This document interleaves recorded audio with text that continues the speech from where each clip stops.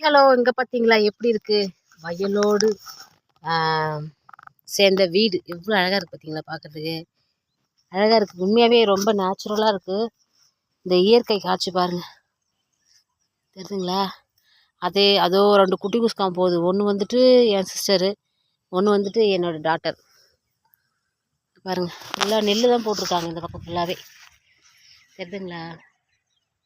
வெயிலோடு விளையாடி வெயிலோடு உறவாடி வெயிலோடு மல்லு கட்டி ஆட்டம் போட்டோமே. எப்படி இருக்கு? பார்க்கறதுக்கு சூப்பராக இருக்கா? வேற லெவலில் இருக்குங்க. சீரியஸாகவே கொஞ்சம் நச்சுன்னு இருந்தாலும் என்ஜாய் பண்ணுற மாதிரி இருக்குது. இங்கே இருக்க அந்த